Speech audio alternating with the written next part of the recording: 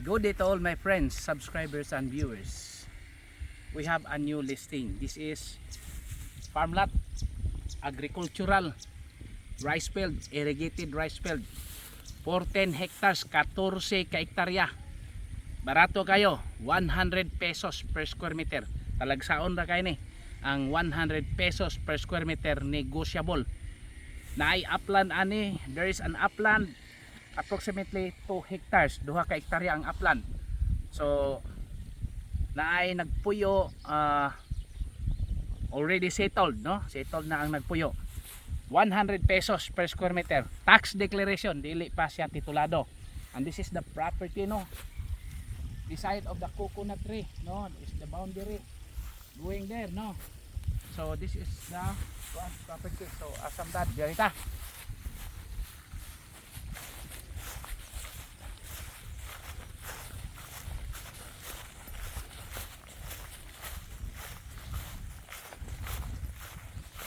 There is a farmhouse na siya, guys. So here you can also have a piggery, poultry and many more. So pwede na to ni magpiggery, magpoultry ka dire. Located here in Barangay Istaka, Pilar, Bohol. So in the middle of Bohol. So nindot kayo.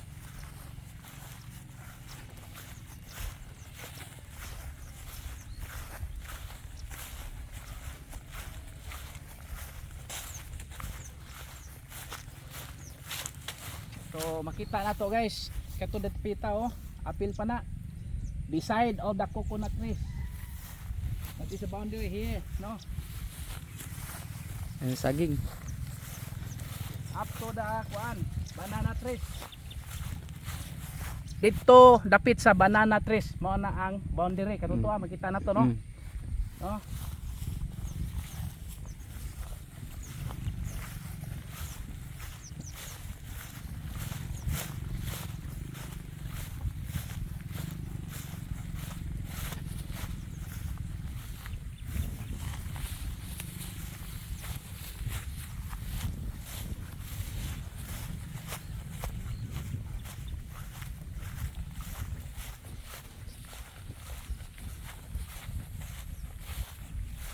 Katong nay bag-ong gitam na, no, mao na apil na. Oh, kanto, oh. Katong nay gitanom nga nay ilo pa agkuan. Okay na Oh. yan, Apil ko na. apil pa. Oh, so apil pa na dito, no? Apil ito. Dito. So malagi na kilid anang kuan. So mo na guys, no?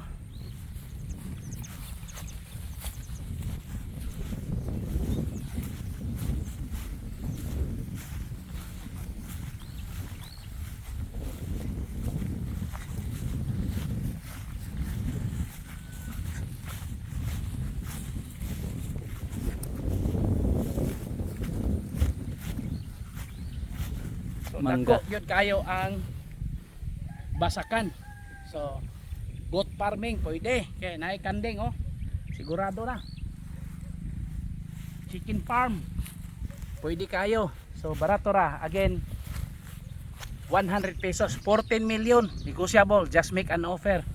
Mana na din dito.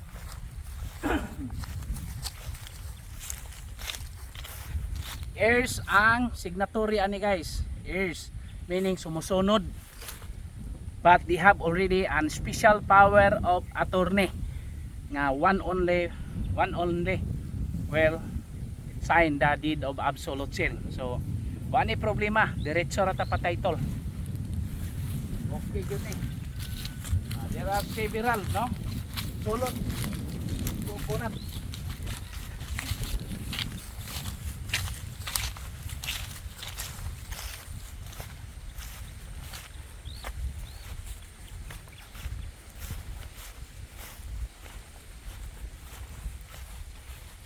Nindot ni, guys, kay ang per hectare per cropping is 100 to 120 sacks of rice. So let's say 100 na lang, basta 100 aritas 100 more or less. So meaning ni naay 2 ka hektarya, so naay 12 hectares. So pila man na ang ma-harvest, no? Dako kaayo sa let's say sa napo lang ka hektarya, 1 million kasako na daan. So 1.2 million sacks of rice ang imong ma-harvest. Man nindot pang negosyo, no, for business. Pwede ka magbuhat og residential diri guys kay mao maring upland. The upland, no, amo na upland.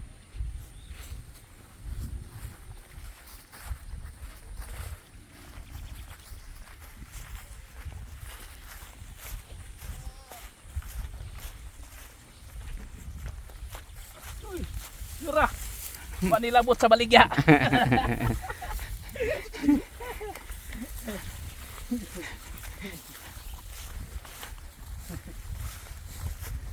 So this is an open road.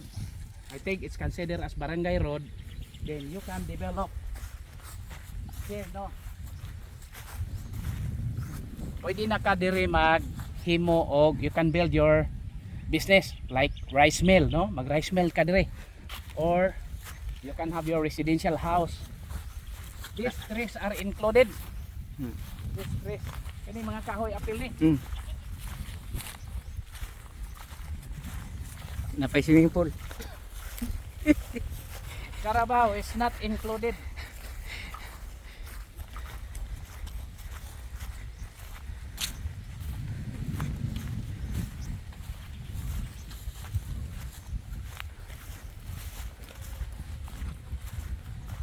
Na ay tulo, no, tulo ka balay nagpuyo.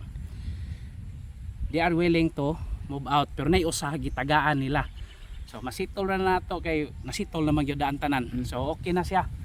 So kana na apil pa na guys, no. Kanang basak. Hindi basakan. Karsada man na naglakaw. Oh, Ay naglakaw karsada na. unsa man mga lube. Coconut trees. Daghan, no. Okay, we'll have a drone video na. So kini guys apil pa niya. Ay usa ka balay kay giingna naman sa tag-iya nga amo na ni ibaligya. Wala tiwas. So wa na gitiwas og trabaho. So meaning they are willing, no. Wala na settled na sila. Man na sila suwat dito sa barangay na sila kasabutan. Hasta lunsod. Sa barangay o sa lungsod.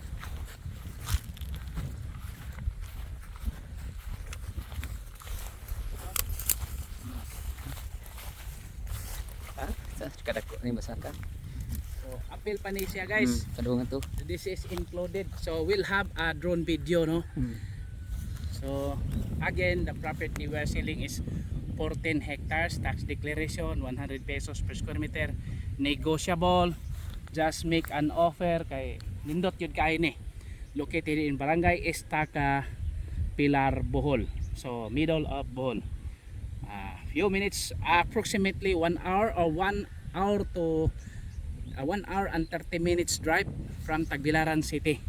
So or let's say 2 hours lang kay Arlita Masipiat. Pinakadugay na niya, all are concrete road. Concrete roads, no. Naay rough road gamay ra mubo ra. So nindot kayo guys. Okay. We'll have a drone video. So here comes the drone video guys, no. So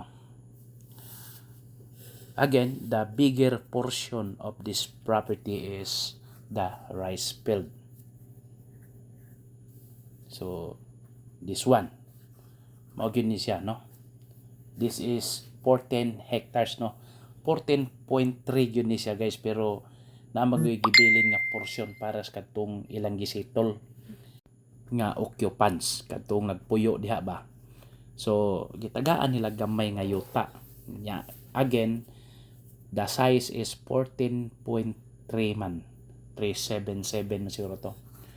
So kanang mga trikapen murag donate na siya, murag nagsabot na sila just in case, no, nanay mahalin. So mao gyud ni, no, dako pod ang upland. It's a bigger size of upland which is around more or less 1 to 2 hectares, pero dako man gyud. So gi-estimate lang ng mga og dili 2 hectares na gyud mga tunga out 1 and a half, no, mao na siya.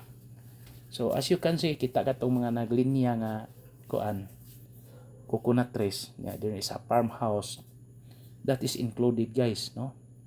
Imagine you can buy this property, you can have a good profit, no, kay ang pananglitan, assuming guys, kung naa kay 1 million ka sack of rice, kung ipagaling, if you mill this rice, no, undergo in milling, no, rice mill, the kuan kasagaran nas mga 70%, mga 70% yun ang malimpyo, meaning kung may 1 million ay mga 700 ka sako na kuan, butan na naas mga 600 to 700 ka sack of kanang rice na nga pwede na lungagon. So mao na siya guys. So mahal ba yung kilos bugas ron?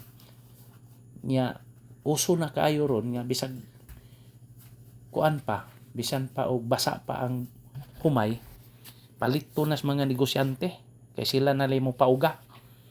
Sa medyo barato pod. Pero bentaha no. This one na mga coconut trees, the earth trees, no, na ay murag duha ka balay dire, there are two. Pero kubo ra ka daw ning siya, kini niya kubo ra na siya. Kining isa, kini dapit nga side sa wa, kini left side, gitagaan nga siya dia sa owner, gi-consider na.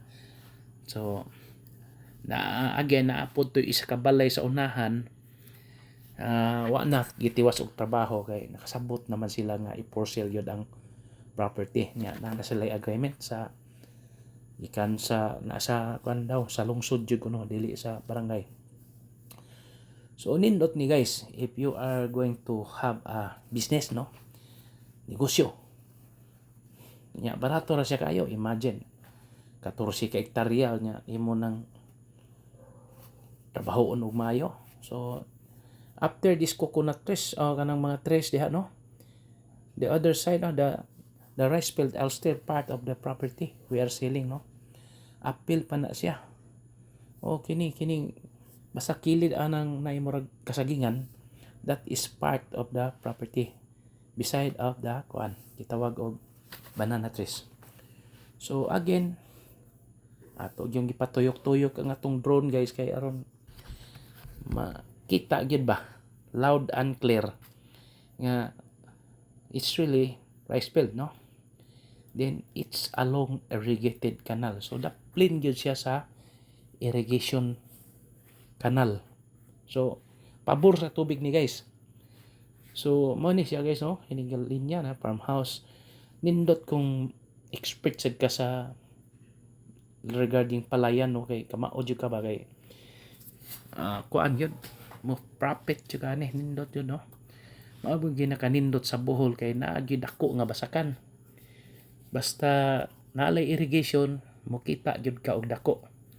So aside sa personal nimo nga konsumo, libre na kayo. Mahal man ang basakan gyud guys kanang mga irrigated. Kadtong akong gi-for sale, imagine ay tag 180 per square meter. Diha say tag 250. Diha say ang pinakaubos wa poy karsada. Gi-package og 5 million nya 4 ka hektarya. Kini siya murag nakadungog ko nga mosugot ang owner og installment. Pero murag di sa dingon nga grabe sa katong gihagad sa naidako nga company nga daw nag 100 nya naman wa sa mosugot.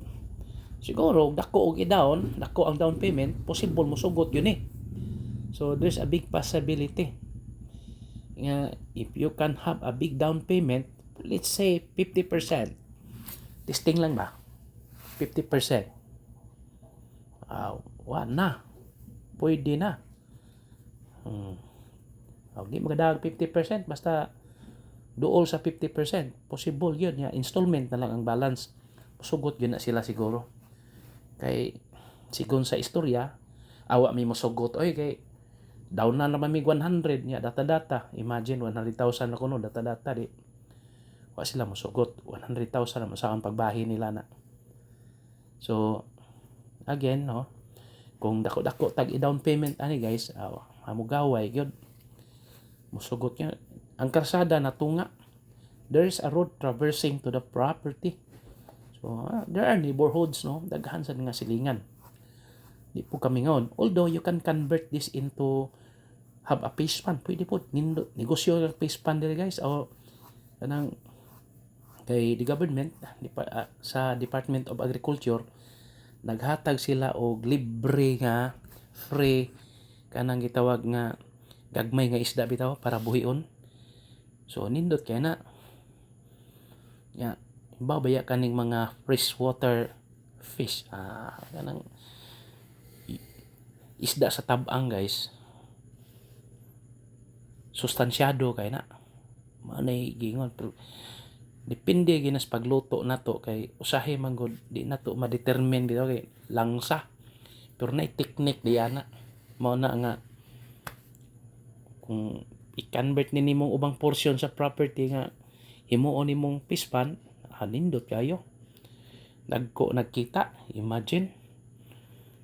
So mao na guys no, mao na naka-advantage kung natay dako nga lugar or basakan or farmlot no? So ato pag yung gipahabugan guys ang atong drone, so nakita na gid nato no, almost perting kitaan na gid sa tanan kining daghang kahoy basta tulo ra ka balay ang nasulod ani ngayota, 3 houses and the 2 were already willing to evacuate because of the agreement. So mao na siya guys. Kitang-kita gyud Kini mga kita mga lubi the coconut trees and the farmhouse. Nindot yun kayo guys sa bag-o pa man ang kuan murag mana nga di pa na ito mahalata pero na bag-ong gitanom o katong to So morning agricultural kuan area sa Pilar Bohol. Then Pilar has its own dam kanang for irrigation na ikagalingon nga dam. Mana nga kusog yun ang tubig diha guys. Then usually sa mga rice field nga irrigated medyo taas-taas kinira may barato. 100 pesos per square meter. Negotiable pa yun. So meaning hangyo pa. So mana just make an offer na lang kay ma-negotiate pa man ang presyo. So hangyo pa man. So although this is not yet titled dili pa siya titulado pero as I said pwede ra siya direct tag title through DENR. So pwede ra siya no. Nindot na kayo ni guys bisag asa pa ta mangitag property nga ingani ka barato lisod na ni pangitaon labi ng mga kanang gitaw og dunay irrigated rice field. Income generating magini. So twice a year ta mag rice field no. Duha ra sa usa ka tuig ang atong harvest sa rice field. Para man inaandan. So guys no. Again, this is Mr. Nino Humawas Caturza, your licensed real estate broker with PRC license 0015450. Then we have also a website www.propertyph.net. Then more properties for sale. At muna sa atong YouTube channel daghanta no. Then we will process transfer of title. So kini guys 14 hectares man at least ang mupalit ani guys more than more than 1 gyud no. Kay 14 man every person has 5 hectares man gyud ang land holdings ani. I'm not sure sa matibuok pero I think pag 5 hectares naman yun kasagaran ang i-allow sa Department of Agrarian Reform naman na sa Balaod. So kinahanglan mo palit ka, for example ikaw or igsoon basta anak pananglitan kuan mo kabuok husband and wife, then namoy anak tulo ka buok sold na or duha pwede husband and wife so usa man na then 5 hectares so nay anak okay na tulo ka tawo ang mupalit ani tulo 3 persons mangkundag upat na isa pero for the foreigners no kanang para sa mga foreigners actually basta yuta no foreigners if land you need to have a partner, a Filipina, or you marry a Filipina, or you can have for example, or you will buy this through your money. Kinsa bay makaabot ani og ordinaryo lang yun nga tao, pero kadtong nakaigo sa flood control murag dako gyud to, kaya ra gyud ni. Pero kung kanang naay Tirahan na po na. pero kung kanang gawas siman, kaya ra po ni siman ba dako na sa tinigom or naa sila mga property i-convert ba tiyo kuan wa ta kay bawo magod di man ta ka termino sa mga tao or to amos US tanan. So okay kaayo gyud kay basta pa tulo gyud mo ka land holding sa ani i-subdivide man ni 5-5, so 14 man ni 2 ka 5 plus 1 ay 4, so okay ra kaayo guys. So yeah, again sa mga foreigners kinahanglan pwede mo mag kanang ang legal gyud nato kadtong gitawag og 40-60, maghimo mo og corporation. Corporation 40% for the foreigners and 60% for the Filipino. Meaning if you have partners no na mga mag-create mo corporation, pero na may estilo sa uban man god nga ilang pabarugan man god ba kanang asawa niya pabarugas yang asawa mga anak niya kay mag minarunong na malagi tarong panahon na kay basin og ibaligya ba nila ba. So ang gibuhat sa ubang mga foreigners na i-lease nila, ilang i-lease pod murag ilang abangan, maghimo na po sa dokumento nga ilang giabangan, i-lease agreement na po nila. Nya ang lease agreement ro na may na-approve sa Congress ron nga 99 years, so buhi pa ba kata na, so murag consider as ownership na gyud na guys. So na daghan mga, there are many ways no, daghan mga pamaagi. Pero if you just trust, basta under the law no foreigners can buy land in the Philippines, but you can lease, pwede ka makaabang. So man mga legal, or you can have a use of frack agreement. So daghan man ang mga legality ba. So dool jud kag lawyer dili sa broker, parte dokumento, pero we can still advice kanang giingon lang kanang retirement visa dili gid siya pwede kay retirement visa ra na, pero